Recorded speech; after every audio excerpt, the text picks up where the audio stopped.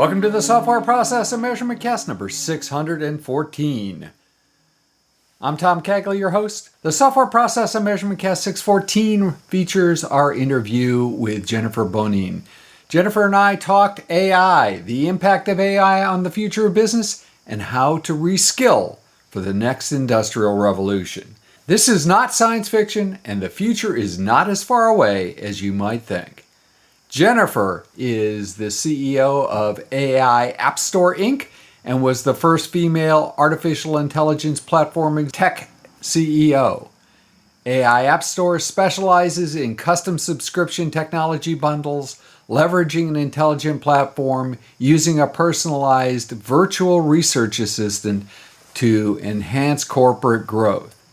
She is a member of $1 Million Women, a member and mentor for Team Women, and a council member of Dream Tank, an organization designed to champion young entrepreneurs. Recently named one of the top 30 leaders to watch in 2020 by Silicon Review, Jennifer was featured at the UN's AI for Good Summit. Jennifer is also developing a series of books to educate children about the power of AI and machine learning. Are you ready to grapple with AI? It's time for the interview. Jennifer Bonine, welcome to the Software Process and Measurement Cast. I'm so excited to be here. Thanks, Tom, for having me. I am excited to have this conversation. We've talked, we've met before. This is a long time in coming. I'm really glad that we've gotten this chance. Jennifer, today, let's talk AI a bit. But before we really dive into some nuts and bolts things that, you know, the geeks in the audience would want to glom onto, what is AI and what isn't it? People use all, you know, that it's one of those catchphrases. It's such a buzzword. And I know some people, when they hear it, just automatically shut their ears because they're like, I don't even get how this applies to me or why this is important to me. So I like to break it down to the basics. And I think all of us, you know, no matter who you are, and honestly, where I'm really focused right now is even youth. So I work with youth entrepreneurs. So if you can imagine this, some of these individuals are 7, 8, 9, 10 years old, and they're interested in running companies. And we're talking about what does it mean? I know there was a TV show that was something about fourth grader, you know, am I as smart as a third grader or fourth grader by Jeff Foxworthy? But we break it down at that level. So I'm telling you, we can all get this, how geeky we are or not. How we think about it when we talk to children is, if you think about it in terms of bubbles, right? And the big bubble is AI. And all that means is in artificial intelligence, there is narrow AI, which is very specific to certain things and it does a single task. And there's general AI, which is more the AI you see in movies where people are saying, I can do this or that or all these various things. And that's what it's not yet, right? Like that's where we're going. But where a lot of companies are focused today are this very narrow AI of performing certain functions or tasks. And if you really talk about artificial intelligence, what it just means it's not human intelligence. That is what artificial means. It's not humans and their intelligence. It's an artificial means of intelligence that's not generated by a human brain. Then when you hear the term machine learning, because a lot of people interchange AI and ML together, machine learning it's actually a field of computer science. And this is the actual math piece, right? For all of you out there who love math, machine learning are the algorithms and the science by which we drive really mass amounts of data being analyzed very quickly to come to conclusions and learn from those patterns that you're seeing in the math and the data. So that's really what AI and ML is. It's being used a lot in our lives and we don't always realize it. So companies like Amazon, Google, Facebook have been using these things for years. This is where you're seeing things where all of a sudden you're on Facebook and they're recommending ads for certain things. They're looking at patterns in data. You see things like everyone posts something about what your face looked like 10 years ago and today. They're creating patterns of data on transformation in people and using machine learning algorithms to run across that data to say, can we provide any insights based on looking at the data that consumers are providing? So there's a lot of use cases today that we don't realize are actually tapping into the concept of both artificial intelligence, where it's, this narrow idea of AI, where we look at a specific problem and we're trying to solve it. Another one I would give you is, some people may not realize this today, but in certain school districts on the East Coast, they've been taking data on teachers. So teachers in their educational system looking at performance of students and their test scores. They look at what the improvement in the test scores was from the beginning to the end of the year. They look at the tenure of the teacher. They look at the average grades of those students in the classroom. They're then running machine learning algorithms across that to identify which teachers are their high-performing teachers and which teachers are having problems or issues, and then using that data to make decisions on which teachers do they keep, which ones do they tenure, what's the pattern that they're seeing. So this type of data analyzation is happening in a lot of different industries. Judges, they're using it to analyze court cases. So you can imagine a machine can analyze hundreds of thousands of cases, come to some conclusions, and give you back some data or information. What I would tell you today, the scary thing is, humans really need to be engaged and interacted in any of this data, because it is purely that. It's past patterns of behavior. So if you don't want to replicate a past pattern in the future, you need to analyze it as a human and add empathy, rational thought, critical thinking to say, is this the pattern? It may be a pattern, but is it a pattern I want to persist in the future? Yeah, I was going to ask during that, what were the downsides? So perhaps part of that is the lack of the ability of adding human empathy. That might be one. Are there other downside paths of just using data and selected data to actually tune those algorithms? Yeah, it's huge. We actually work right now with some folks in Washington, D.C. and several companies, because what we know about data, as we're all seeing in the world, there's patterns of historical data that may be how we operated 50 or 100 years ago that we don't want to persist into our future. So what ML gives us is the accurate depiction of our past, right? Those data patterns. It's reality of a pattern, but it's a pattern of certain individuals who are represented in that sampling. So the idea being, you saw it when some of the engines came out, where we have this voice technology where you say, hey, whoever, and then you respond. The data they were using, if it was based on primarily a certain subset of individuals providing that data or looking at that data, because AI is a lot about the data sets and who trains those data sets. Now, if you and I, Tom, train them, you bring what your past and background is, I bring what my past and background is to the table. We train it in a certain way. Now, if we start having people that maybe weren't represented before train data or look at it, they see that same data in a different manner or mechanism.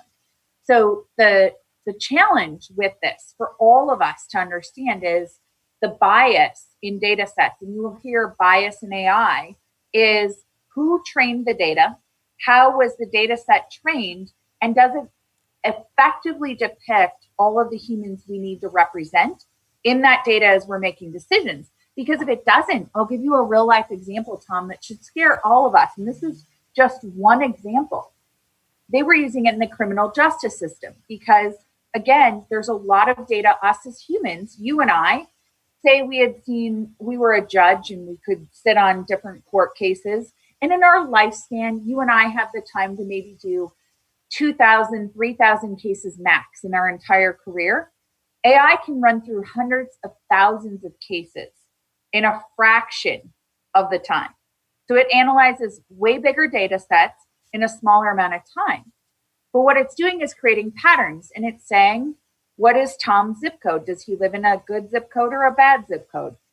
What gender is Tom? What nationality is Tom? What are the other predispositions around Tom? And it's creating these patterns.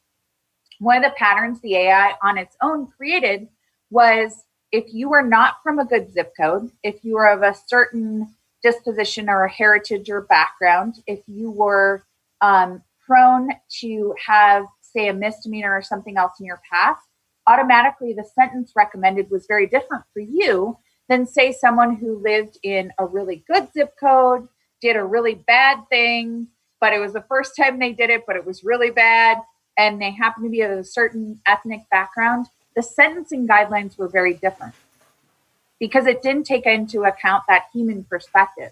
And the example here is there was a gentleman who committed a assault against another person with a weapon.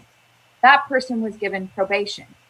The other person came from a zip code that was not advantageous, was a female, and happened to be an immigrant who was from a ethnic background that what happened to have a lot of folks in that ethnic background who had recently had convictions of different things, had a misdemeanor in her past, and took a bike, borrowed it to go get her child, and then returned the bike.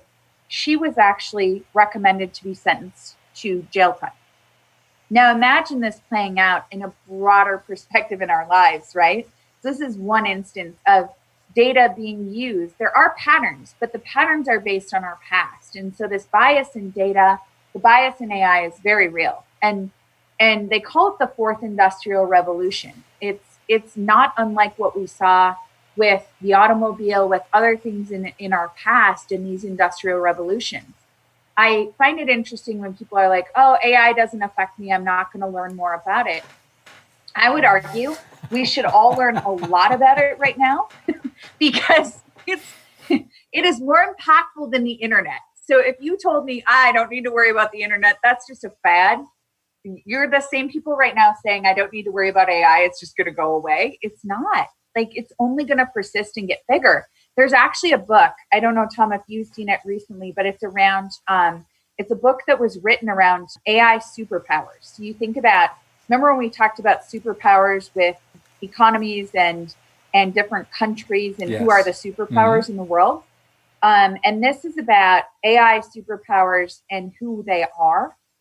And the subline to it is, the book is called AI Superpowers, and then it talks about China, Silicon Valley, and the rest of the world. So it's about China, Silicon Valley, and the New World Order. Mm-hmm. So it's a book I recommend anyone out there, techie or non-techie, read this book. I think it's very interesting dynamic on AI and who controls it, very similar to right now with the pandemic, who controls access to a vaccine, right? That's going to be very powerful. AI superpowers is about, unlike nuclear weapons and things we've had in the past, whoever controls the prevailing theory around some of this technology that underpins how we drive decision-making, the world, like companies are leveraging and utilizing it, it's going to be really impactful to all of us. So I think it's a good read for people just to get some sense of it. And what I would also add on to that is, for people that don't realize, children as young as the first grade in China have textbooks on AI and how to leverage it already. So when we talk about China, Silicon Valley, and the rest, New World Order, that tells you something, right? When China's already telling their first graders, you need to prepare and learn how AI works in the world, it's pretty important. So let's say that you're not a first grader, and what should the takeaway be in terms of reskilling yourself or might as well be reskilling yourself to actually participate in the AI revolution? What I would say is AI is a lot less about programming skills and a lot more about, as I mentioned, the training of the data sets, and core knowledge of functions of how it should operate. So I always say what the valuable skill set, which is really interesting in this shift, right, is where AI is going is they can automatically do code fixes. They can automatically do certain things pretty easy where AI could just make the change. But what it can't do really easy yet, because it's not to that complex AI, it's at this very narrow AI. It's not generalized yet, where we don't have these robots who move around like we've seen in movies that can fully function. This isn't Skynet. It's not Skynet yet. So we're not there. And that's actually good. So what we provide is the capability to have rational thought, the ability to say this is right or wrong. So, I mean, Tom, you may remember this. I don't know. I always think, am I getting old? But when I was at a university, I had a library and it actually had books in it, like real books, like I'm looking at even in your home office, like real books with words, and they were there, right? You get paper cuts from them. Yeah, you could get paper cuts. And do you remember that thing where you had to like scan around to search for where the title was in this massive library in your university, right? So I forget what that's called, but you had to like search around. Card catalog. Yeah, the card catalog. They'll be like, what are these people talking about? You should all look it up. I'll put that in the show notes. I promise. It'll be in there. How to look up a card catalog and get pictures, because it was real good. But it taught us problem solving, right? Like we had to research and find things. And I think one of the biggest retooling skills is not being able to just search and find the answer or to look up a video. If you didn't have, and I love these escape rooms for this reason. I don't know if you've done one of these, Tom. Oh yeah, absolutely. Great. I love them because it teaches us the skills that actually will help us in the world of AI, where you lock your phone away, you lock any connected device away, and you as a human have to solve the problem with other people. Like you literally have to brainstorm how to get yourself out without being able to search it on the internet or find it on your device. That's what we're talking about for me in the world of AI, is creating a group of youth and young people and those of us that need to retool that can problem solve and think our way through these situations without being given the answer when we just type it in. That's what we need. And I'm starting that process right now, as I mentioned, with youth, because it starts with their young people, in learning that I didn't grow up where I could just type something in and I automatically got the answer. I literally had to go to a library. There was a thing called a dictionary, and those would get outdated, but at least you would go there and you would search.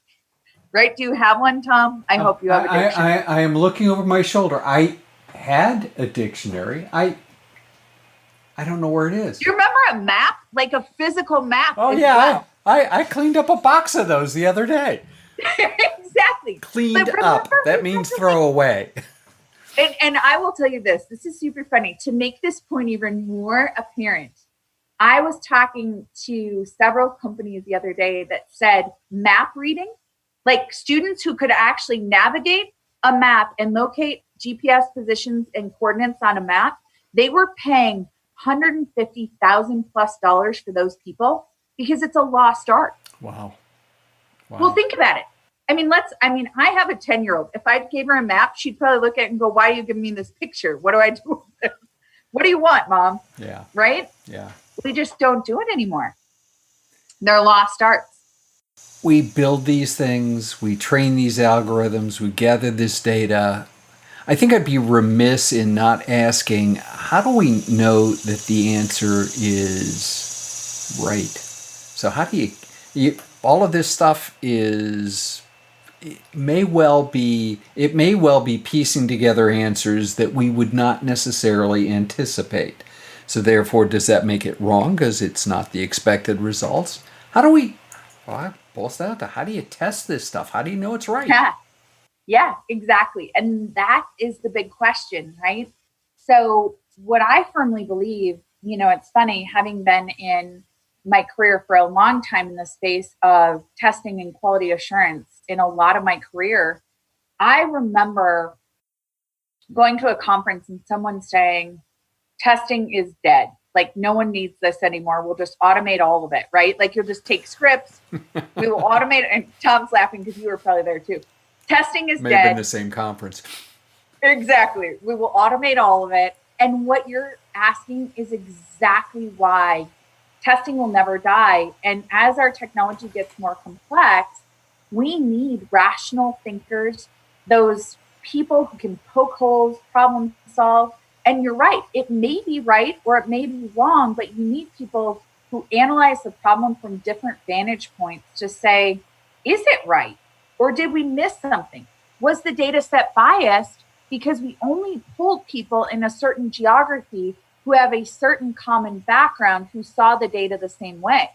What I will tell you, just looking at as an example, sentiment analysis, which is basically customer reviews out there. We had various sets of people train on sentiment analysis and look at reviews. We had 6 people look at the same review and they see it differently because some people see the score and they scan the comment. Other people will see the score, read the whole comment. Some people will just read the review, not look at the comment, right? So everyone approaches that same problem differently. And the diversity of that training group and who they are and how they view the problem creates different answers to that. So what I believe we should use AI for is narrowing the thesis to, just like right now with the pandemic and vaccines, instead of a researcher having to look at 100 possible options, you use the AI to narrow you down to your top 5 to 10, and then use humans to test live those theories of that narrowed down data set to validate which ones are valid or not.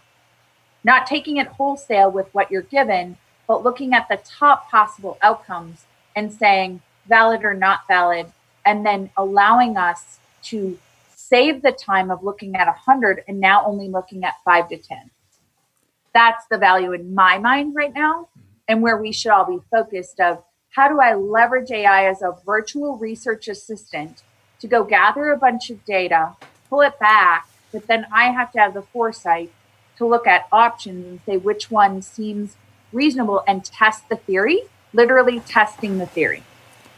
If you were starting your career tomorrow and you decided you wanted to get involved in this, how would you, or what avenue would you pursue to learn or to hone your decision making or problem solving abilities? Yeah, so what I would say is, first of all, there's a Stanford course that Andrew Ng offers. So his name is Andrew Ng, and he offers a Stanford course online, so you can be socially distanced when doing it. He was even offering it for free, Tom, because he was like, this is so important. Everyone can take it for free. He wasn't even charging. So I would start there just to get familiar with what it is.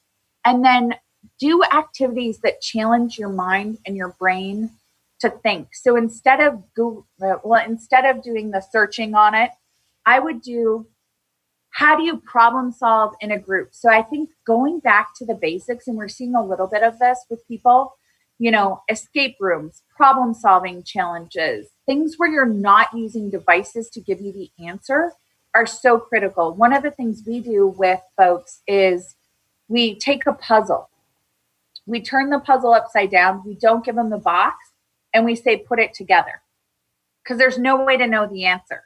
And you have to problem solve through it with a team of people to figure out how to do it. So I would tell everyone out there, look in your week, how much time do I spend actually trying to problem solve, think through things versus just getting data or information fed to me. I think we're very much becoming instant gratification in most of our life. And if you could hold yourself for a little bit and say, instead of always knowing, what if I was seeking, right? Like how to find the answer and going through the motions of figuring it out without instantly knowing the answer, right? When you're building something, all of us have this, like you order a product online and it comes, instead of just looking up videos that show you how to put it together. What if you actually read the instructions? What if you counted the pieces? No. I know, right? I'm bad at this stuff. I don't like it either, but this is how I train myself is, what if I actually did it a little bit the harder way of reading understanding. I can still always watch the video, but what do I learn going through the process? And I think that's what we have to appreciate is what's the process we go through to get there. And then the other thing I would say is create a circle of people around you that don't all say the same thing. I appreciate people in my network, in my circle, who have opinions that differ from mine because it helps me challenge my own approach, right? I think there's an echo chamber right now that we get into, especially during COVID, where, and frankly, a lot of the social media platforms do for you on your own without you knowing it. Mm-hmm. They give you echo chamber comments where you are given people that are like-minded, that have the same thought. I always tell people, go find someone who thinks something completely different and follow them and see how that challenges your brain in a new way, so you're not just echo chambering the same thoughts all the time. Excellent advice. Jennifer, this has been absolutely fantastic. If you woke up tomorrow morning, someone handed you your favorite caffeinated beverage of choice and a magic wand. Some people are tea, some people are, the cola drinks. There's a lot of caffeine in the world. All the things, right? Yeah. To be honest with you, though, mixing tea, cola, and coffee all together, that's probably a bad idea. Probably a bad idea. Probably. Yeah. But let's say if somebody's been able to figure out the right mixtures that taste good, I'm willing to try anything once. But you had that magic wand. Somebody said that you could solve the way people are perceiving AI. Two things in that world. What would those two things be and why? Yeah, I think the first one is, I think we recognize this as a fourth industrial revolution. I think what we have to realize is that with that, there's a lot of responsibility, and that the amount of diversity and inclusion in what we're building is going to be really important. If you look at every major tech player today, they've had massive failure in their deployment of technology because they lack diversity in the build out of that technology.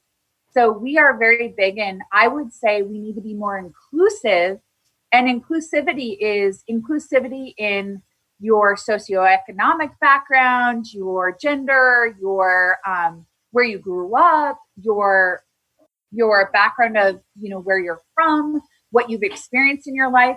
Creating more diversity is only going to help us build better technology. So I would create a much more inclusive world of where we build technology that's more representative of the full population versus a small subset of the population. The second thing I would do, I would start with our youth. We need to help our youth be educated and informed. We now have a generation, it's called the screen generation. They've grown up with screens, tech, access, and I would give them these skills I'm telling you of critical thinking, empathy. Empathy in a social media generation is actually harder than we think because they're doing a lot through a screen, and it's a lot easier to be mean to a screen than it is. I don't know about you, Tom, but when I grew up, if there was a fight in my high school, you physically had to touch someone to fight them. Now you can fight someone through a screen, and it's a very different experience. So I would change that. I would make them experience it as another human being experiences it. Absolutely excellent advice. Jennifer, how would people continue the conversation? Yeah, I have a website. It is jenbonine.com. So you can go to my website at jenbonine.com and see where I am next. We have an organization. We created the AI App Store, so aiappstore.com, where we're building the App Store for AI tech to help people vet through this very complex world and navigate it. And then I also am launching this fall. You're hearing it first, Tom. I haven't even told anyone yet, but we're launching. I know you're hearing it first. We're launching pink-powered AI, which means that diversity of thought in AI. And we're launching solutions for companies where we create that diversity for them in the tech that they're building, so that they're using that diversity of thought, diversity of mindset, diversity of background in what they launch. So pink-powered AI is coming soon. Excellent. We will have that in the show notes. Jennifer, anything else that you'd like to promote? You've provided us with a great deal of value. Platform is yours. No, I thank you, Tom. I think this is a really impactful time. I know it's been hard on a lot of individuals, but I think it's a good time for us to all reset on what's core to us, what our values are, and take the opportunity, like you said, to reskill. This is a good time to slow yourself down, learn some new things, and reevaluate how we see the world. The last thing I would say is all of you have a lot of power as consumers. And I think this is an opportunity for us as consumers to decide what companies in the tech space we support and which ones we don't. And I would challenge everyone to say, not only should they have good tech, but they should have good values and morals in how they operate. And I think we're going to see more of that in the future, of people choosing tech companies, not just based on tech, but what they actually stand for and how they show up in the world. And use that platform wisely for all of you that have opportunities to buy tech, purchase tech. Challenge those companies to show up in the way you expect them to show up as good human beings in the world. Absolutely marvelous. Jennifer Bonine, thank you for being on the Software Process and Measurement Cast. Thanks, Tom. This was awesome. See you guys all soon, hopefully in person when it's safe.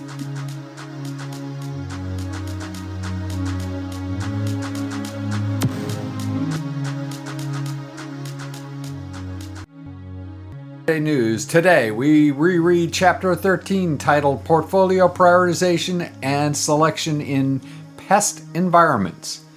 Doing the right work is more than just linear prioritization. You need to remember the constraint. Remember, if you haven't bought your copy of the book, please use the link in the show notes to support the authors and also the blog and podcast. In the Software Process and Measurement Cast 615, we will feature the return of Jeff Dalton to talk about the new security model, the Cybersecurity Maturity Model Certification, CMMC. Jeff has some strong words for those who don't think that the barbarians are at our gates. If process improvement is a never-ending journey, why do so many people ask, are we there yet?